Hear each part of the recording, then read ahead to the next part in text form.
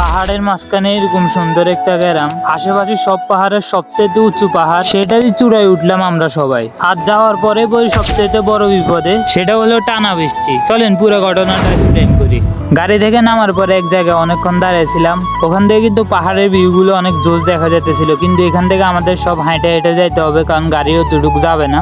অবশেষে আমরা হাঁটতে হাঁটতে পাহাড়ের একবারে আশেপাশে চলে আসি। আর প্রথমে ভাবছিলাম আমি নিচেই থাকবো, আমি উঠবো না, ওরা উঠুক। তারপরে ভাবলাম না, উঠা যাক, উপর থেকে বলে ভিউ আরো অনেক সুন্দর দেখা যায়। আসলে এসব পাহাড়ি অঞ্চলে সব জায়গায় সুন্দরে ভরা, যতই যাবেন ততই মুগ্ধ হবেন। আর আমরা উঠবো এই সামনে যে পাহাড়টা আছে এটার একবারে চূড়ায়। তো এই জায়গার মানুষগুলো এসব জায়গাতে কিছু ক্ষেত খামারির মতো অর্থাৎ চাষাবাদ করে। তো আমরা কিছুক্ষণ ঘুরার পরে বৃষ্টির কারণে আটকে জায়গা, অনেক দূর যাওয়ার পর আমরা পাহাড়ের উপরে একটা গ্রাম পাই, মানে দুই একটা ঘর পাই আর কি। আর দূরে থেকে আকাশে সবগুলা মেঘ, কারণ বৃষ্টির কারণে মেঘগুলা স্পষ্ট দেখা যেতেছিল না। আর আমি একাই ভিজছিলাম, কারণ আমি বাদে সবকিছুই আমার ওয়াটারপ্রুফ আছে। আমরা দুজন ভিজে ভিজে এনজয় করতেছিলাম, আর ওরা সেটটা দাঁড়াইছিল। আর বৃষ্টি বললে কিন্তু পাহাড়ের সৌন্দর্য আরো অনেক অনেক গুণ বাড়ি জায়গা।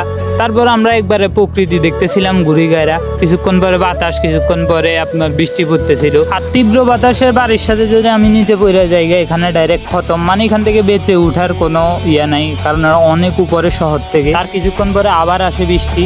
এবার কিন্তু প্রচুর বৃষ্টি হয়, যার কারণে আমাদের ওখানে থাকা সম্ভব হয়নি। আমরা আবার ওই বাসাটার ওইদিকে গিয়ে দাঁড়াইছিলাম। টুকিটাকি পাহাড়িরা অনেক জায়গায় অনেক বাসা বাঁধছে, বৃষ্টির কারণে হয়তো মানুষ বাইর হয় নাই, যার কারণে আমরা অনেক মানুষ দেখিনি। কিছু কিছু মানুষ আমরা দেখছিলাম। যাক, আমরা অনেকক্ষণ থাকার পরে একবারে আনন্দ করার পরে আমরা চলে যাওয়ার সিদ্ধান্ত নিই। আর এই জায়গায় কিন্তু ইন্টারনেট শহর থেকে অনেক কমই আসে। তো আমি, আমার বন্ধু বান্ধব যারা আছে সবাই কিন্তু একবারে ফুল বিজি জায়গা। পুরো আমরা একটা গ্রামে ঢুকে গেছি, মূলত আমরা পাহাড়ের ওইদিকে আসছিলাম। তো আমার বয়স শুনে বুঝতে পারতেছিলেন তখন আমি কি পরিমাণ কাঁপতেছিলাম ঠান্ডায়। তো ভিডিওটি ভালো লাগলে সামাজিক কাজে লেগে পড়েন। আর এই জায়গায় কোন জায়গায় যদি ফুল ডিটেলস চান একটা ব্লগ বানাবো, চাইলে তাড়াতাড়ি কমেন্ট করেন। আজকের মতো আল্লাহ হাফেজ।